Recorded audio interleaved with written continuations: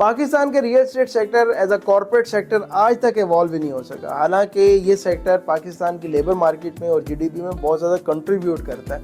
उसके अलावा बहुत सारी इन्वेस्टमेंट्स जो हैं वो इसी सेक्टर में पाकिस्तान में आती हैं, लेकिन क्यों ये इवॉल्व नहीं हो सका, इसकी बहुत सारी वजूहत हैं और हम इस वीडियो में वो सारी वजूहत डिस्कस करेंगे। More than 80% of the developers, 80% से ज़्यादा डेवलपर जो है उनके पास या तो बहुत थोड़ी लैंड होती है या बिल्कुल कोई लैंड होती नहीं है और वो एक प्रोजेक्ट लॉन्च कर देते हैं और वो दावा ये करते हैं कि तो हमारे पास जो है ये प्रोजेक्ट तकरीबन 25,000-26,000 कनाल के ऊपर जो है ना वो एग्जिस्ट करता है। हालांकि उनके पास जो लैंड होगी वो तकरीबन 300, 400, 200 कनाल होगी, लेकिन वो कर देते हैं और उसके बाद लोगों के पैसों से जो है वो ख़रीदारी स्टार्ट कर देते हैं लैंड की।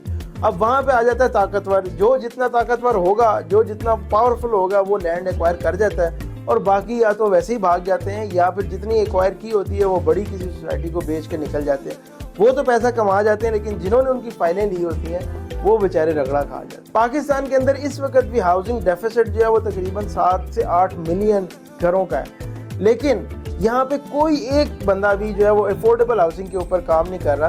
खान साहब की गवर्नमेंट में एक फैब्रिकेटेड होम्स के ऊपर काम शुरू हुआ था, लेकिन वो भी अब जैसे ही गवर्नमेंट गई उसके बाद ख़त्म हो गया। उसके अलावा कोई ऐसी कंपनी नहीं है जो कि इसके ऊपर प्रॉपर काम कर रही है कि लोगों को सस्ते घर कैसे देने हैं।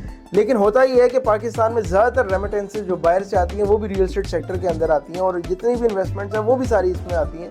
तो ये पूरा सेक्टर जो है ना वो इन्वेस्टमेंट ड्रिवन हो चुका है और डिमांड ड्रिवन नहीं। हालांकि बाकी जितने भी आप बिजनेस कर रहे होते हैं उसमें जैसे डिमांड जनरेट होती है तो वो सेक्टर चल पड़ता है। जैसे गर्मियों के कपड़ों की डिमांड शुरू हुई तो वो गर्मियों के कपड़ों वाले चल पड़े, सर्दियों की शुरू हुई तो वो चल पड़े।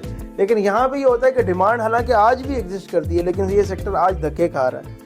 लेकिन क्योंकि ये इन्वेस्टमेंट ड्रिवन है तो जब इन्वेस्टमेंट आनी शुरू होगी, एक ट्रस्ट फैक्टर आएगा तो ये सेक्टर चलेगा।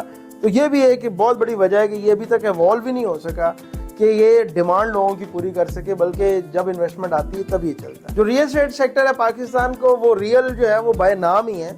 हालांकि यहाँ पे ज़्यादातर पैसा जो है वो वर्चुअल यानी फाइल्स के अंदर जो है ना वो एग्जिस्ट करता है और जो रियल यानी प्लॉट्स और घरों में उसमें कम पैसा है और लोगों का ज़्यादा पैसा जो है वो फाइल्स के अंदर फंसा हुआ है। अब जब फाइल्स होती हैं तो उनकी वैल्यू जो है वो स्पेकुलेट होती है, कभी ऊपर जाती है कभी नीचे जाती है और ये डिपेंड करता है कि बैकग्राउंड क्या है डेवलपर का जो कि वो फाइल्स बेच रहा है, और दूसरा ये कि उसने कितनी तगड़ी मार्केटिंग कैंपेन की है। जब ज़्यादा मार्केटिंग कैंपेन चलती है तो ऊपर चला जाता है, जैसे ही मार्केटिंग कम होती है वो वापस नीचे आ जाता है। तो यही वजह है कि हालांकि इसको जो है वो लोगों की जो नीड्स है यानी घरों की जो उनकी ज़रूरियात है वो पूरी करनी चाहिए, लेकिन ना तो वो ये कर रहा है ना ये ROIs दे रहा है, प्रॉपर रिटर्न ऑन इन्वेस्टमेंट भी नहीं दे रहा।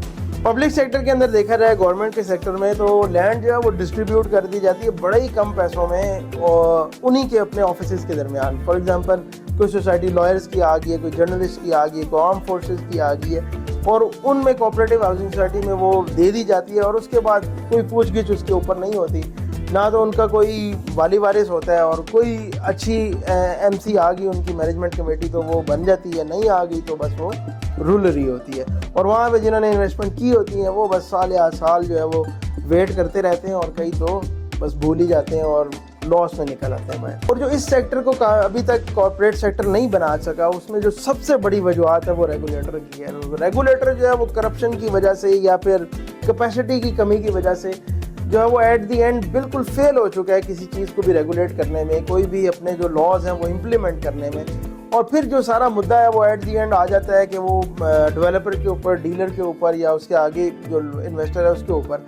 हालांकि ये सारे जो है वो इस चीज़ के ज़िम्मेदार नहीं है, वो एक सिस्टम के अंदर जो है वो काम कर रहे हैं और एट दी एंड उनको भी नुकसान होता है। तो यहाँ पे जो सबसे बड़ी जिम्मेदारी आती है वो रेगुलेटर की आती है, जो कि इस वक्त पाकिस्तान में हर तरफ जो है ना कोई भी रेगुलेटर उठा ले वो कम्प्लीटली फेल हो चुका है इस काम में।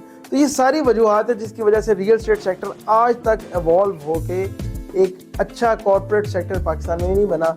हालांकि इन्वेस्टमेंट भी यहाँ पे मौजूद है, नीड भी यहाँ पे मौजूद है, GDP में भी ये हेल्प कर रहा है, उसके अलावा ये लेबर मार्केट में बहुत सारी जो है ना वो कंट्रीब्यूट करता है, लेकिन उसके सब चीज़ों के बावजूद ये सेक्टर आज तक एवॉल्व नहीं हो सका as a real Pakistani corporate sector.